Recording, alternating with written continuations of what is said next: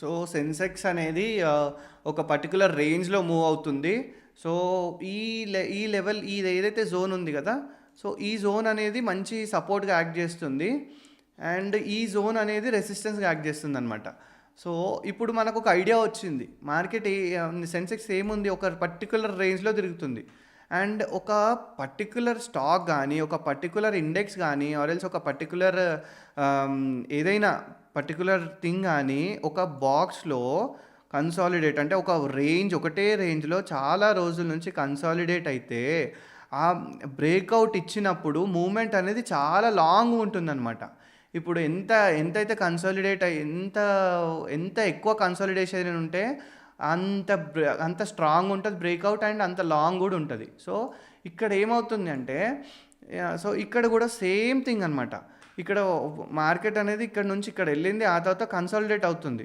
Since ఎప్పటి నుంచి consolidate అవుతుంది, నవంబర్ నుంచి కన్సాలిడేట్ అవుతుంది. సో ఇందులోనే up and down up and down up ఒక వేవ్ మూమెంట్ వెళ్తుంది. కానీ బ్రేక్అవుట్ ఇచ్చినప్పుడు, ఈ బ్రేక్అవుట్లో ఇచ్చినప్పుడు ఇక్కడ బ్రేక్అవుట్ ఇచ్చే ఒక హైలో బై చేయకండి. ఇప్పుడు నేను 90 మినిట్స్ క్యాండిల్ ఉంది, సో ఒక 90 మినిట్స్ క్యాండిల్ క్లోజ్ అయిన తర్వాత ఇక్కడ బై చేయొద్దు, ఈ 90 మినిట్స్ క్యాండిల్ హైలో బై చేయొద్దు.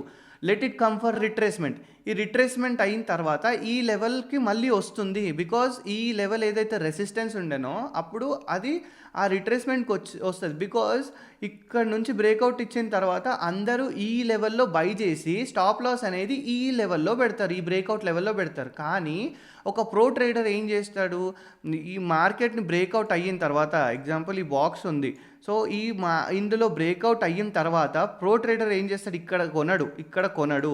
ఏం చేస్తాడు, ఇక్కడ కింది రిట్రేస్మెంట్ అయిన తర్వాత బికాజ్ ఇక్కడ స్టాప్ లాస్ పెడతారు, ఇక్కడ స్టాప్ లాస్ పెడితే ఇక్కడ అంతా లిక్విడిటీని గ్రాప్ చేసుకొని మళ్ళీ పైనకి వెళ్తుంది. సో అప్పుడు సెకండ్ టైం ఈ లెవెల్ బ్రేక్ చేసినప్పుడు ఇప్పుడు ఇది బయింగ్ లెవెల్ అనమాట. స్టాప్ లాస్ అనేది ఈ లెవెల్లో పెట్టాలి, బయింగ్ ఈ లెవెల్లో చేయాలి. స్టాప్ లాస్ ఇక్కడ పెట్టి బై ఈ లెవెల్లో చేస్తే సేఫ్.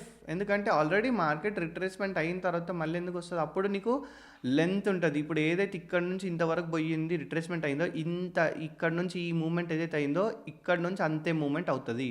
సో దానికి డబల్ అవుతుంది, కానీ మార్కెట్ మళ్ళీ అప్పటి వరకు రిట్రేస్ అవ్వదు. సో ఇట్లా ఈ లెవెల్ ఆఫ్ థింకింగ్ అనేది ఉండాలి ట్రేడింగ్ చేసేటప్పుడు. So even if it is lower time frame, higher time frame, ఏదైనా ఉండని కంపల్సరీ ఇది ఉండాలి. సో ఇది న్యూస్ ఫ్రమ్ రేపటి నుంచి ఇంకా తెలుగులోనే మార్కెట్ న్యూస్ ఉంటాయి అందరికీ. అంటే ఎక్కడో ఉన్న వాళ్ళకి తెలిసే కంటే నా సబ్స్క్రైబర్స్కి ఆల్మోస్ట్ అందరూ తెలుగు ఉన్నారు కాబట్టి, సో నేను ఇప్పటి నుంచి తెలుగులో వాళ్ళకి అర్థమవుతే ఇంపార్టెంట్, అంతే. నాకు అది చాలు.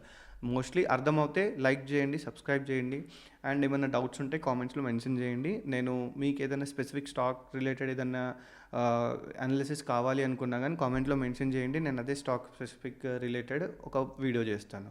Thank you.